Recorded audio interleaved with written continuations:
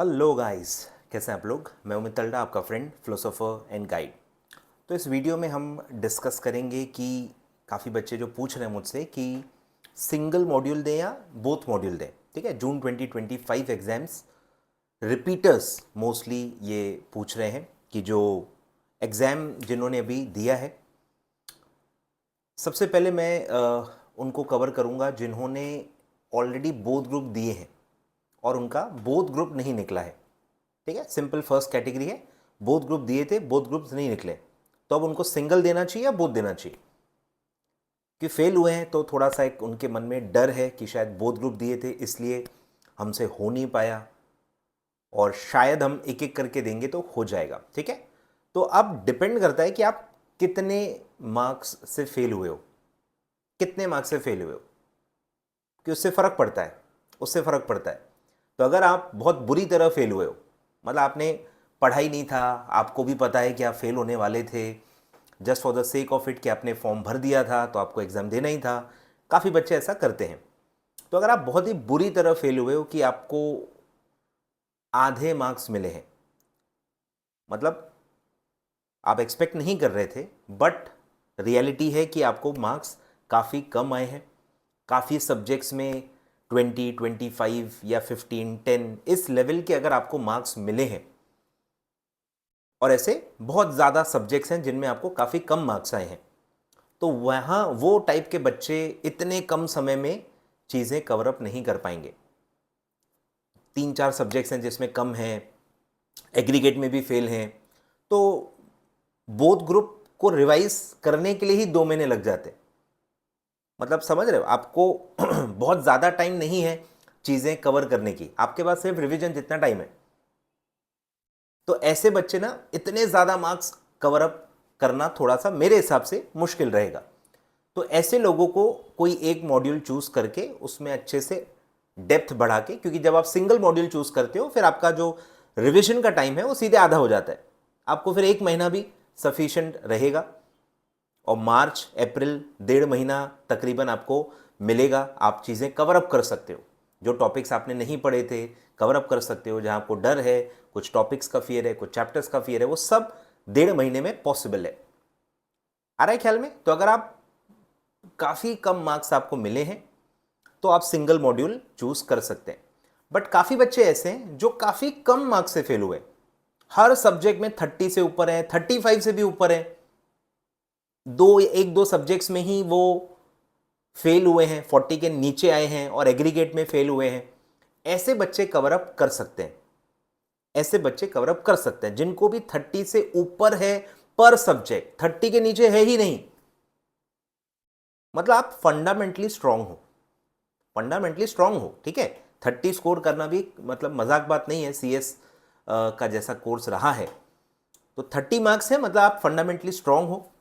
Minor आपको improvements करने हैं, कहाँ आपकी गलती हो रही है वो आपको देखना है, कुछ चीज़ें छूट गई होंगी तो वो कवर करना है, पेपर सॉल्व करते समय आपसे कुछ गलती हुई होगी तो आप मिल जाएगा आपको कि क्या इशू हुआ था और कैसे आप 10-15 मार्क्स बढ़ाओगे आने वाले अटेम्प्ट में, उसकी स्ट्रैटेजी आप बना सकते हो। तो जिनको भी 30-35 प्लस हैं हर सब्जेक्ट में, या एक आध ही सब्जेक्ट में कम है, बाकी सब में 30+, 35+ हैं, तो ऐसे बच्चों को बोथ मॉड्यूल ही देना चाहिए। माइनर चीज़ें होती हैं वो कवर अप हो सकती हैं। क्लियर है। तो ये कैटेगरी वाले बच्चों का क्लियर है। और सब मेरी रिक्वेस्ट होगी, डिसाइड कर लो, एंड मोमेंट तक वेट मत करो। 25 तारीख तक मेरे पास फॉर्म भरने का टाइम है, मैं 25 तारीख को सोचूंगा, नहीं। आज वीडियो देख रहे हो, अभी एक टाइम दे ही रहे हो, अब भी के अब भी डिसाइड कर लो, ताकि आपके सारे एफर्ट्स उसी तरीके से अलाइन करके आप वहां पे कर पाओ। नहीं तो फिर आप टाइम वेस्ट करोगे, फिर आप समझ रहे हो ना, बच्चे बच्चे हैं, गलतियां करते हैं, तो आप मत करो। जब आपके पास लोग हैं आपको बताने के लिए, समझाने के लिए, तो उनकी बात आपको सुननी चाहिए। ठीक है, तो अभी आप फटाफट वीडियो देख के 1-2 दिन में ही डिसाइड कर लो कि आपको सिंगल देना है, बोथ देना है, और उसके अकॉर्डिंगली सारे एफर्ट्स को आप चैनलाइज करो। ठीक है, तो ये कैटेगरी हो गई। अब दूसरी कैटेगरी है कि जिन्होंने सिंगल मॉड्यूल दिया था, कोई एक, दोनों में से कोई एक सिंगल मॉड्यूल दिया था और वो पास हो गए, और अब वो जो रिमेनिंग मॉड्यूल है वो दे रहे हैं। अब ऐसे बच्चों को तो देखो एग्ज़ाम देना ही चाहिए, क्योंकि आप एक पास हो चुके हो, एक ही बचा है। तो ऐसे केसेस में मैं भी अटेम्प्ट स्किप करना रिकमेंड नहीं करता हूँ, क्योंकि आपके पास बचा ही एक ग्रुप है, अटेम्प्ट है सामने, आपको बेस्ट एफर्ट बेसिस पे प्रिपरेशन करनी चाहिए। अटेम्प्ट स्किप करके फिर बहुत ज़्यादा टाइम मिल जाता है तो वैसे भी आप टाइम वेस्ट कर दोगे। उससे बेटर है कि आप कोशिश करो और जो भी ग्रुप है आपका वो कर लो। होगा बस ये कि ख़त्म होते होते थोड़ा लेट हो जाता है, थोड़ा बहुत रिवीजन का टाइम कम मिलता है, ठीक है, बस यही होता है। कंप्लीट तो हो ही जाएगा, 100% नहीं तो 80%, 85%, 90%, बेस्ट एफर्ट बेसिस पे आपका जितना होगा आपको कवर करना चाहिए। ठीक ठाक 2 रिविजन्स भी अगर आपकी हो गई तो you are good to appear for the exam, तो आप अपीयर कर सकते हो, ठीक है। अब जो थर्ड कैटेगरी है वो ऐसे लोग हैं कि यार एक ही दिया था, फेल हो गए, दूसरा स्टार्ट कर दिया था पर वो अभी तक बहुत ज्यादा सफिशिएंटली फास्ट हुआ नहीं है। काफी बच्चे हैं, लाइक जरूर करना अगर आप इस कैटेगरी में हो तो, ठीक है। तो काफी बच्चों ने ऐसा किया है कि मॉड्यूल 1 दिया था, फिर मॉड्यूल 2 स्टार्ट कर दिया था, रिजल्ट अपना एग्जाम के बाद ही स्टार्ट कर दिया था, बट उतना उनका कंप्लीट नहीं हुआ है, मतलब वो ना इधर के हैं ना उधर के हैं। ऐसे लोगों को एक टफ डिसीजन लेना ही होगा, उनको कोई एक ही मॉड्यूल देना पड़ेगा, क्योंकि एक वो दे चुके हैं, वो मोमेंटम बना हुआ है। आप अटेम्प्ट स्किप करोगे फिर वो पूरा मॉड्यूल भूल जाओगे, और जो आप अभी पढ़ रहे हो एग्जाम के बाद से, जनवरी से जो आप अभी पढ़ रहे हो, उसको कंप्लीट होने में 1-1.5 महीना 2 महीना लग सकता है। बोध तो आप दे ही नहीं सकते, कि बोध की रिवीजन के लिए ही 2 महीने लगते हैं। प्रॉब्लम समझो आप, बोध की रिवीजन के लिए 1.5 से 2 महीने लगते हैं।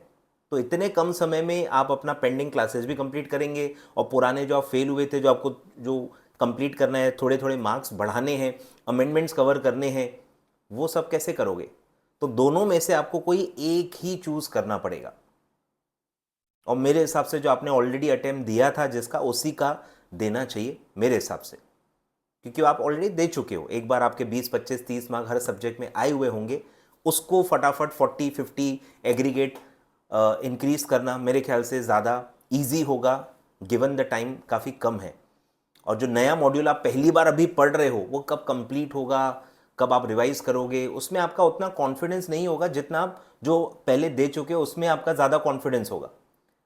तो ऐसे कैटेगरी के लोगों को ये टफ डिसीजन लेना पड़ेगा। वेट एंड वॉच नहीं करना है, टाइम वेस्ट हो जाएगा, बहुत बुरी तरह फंस जाओगे।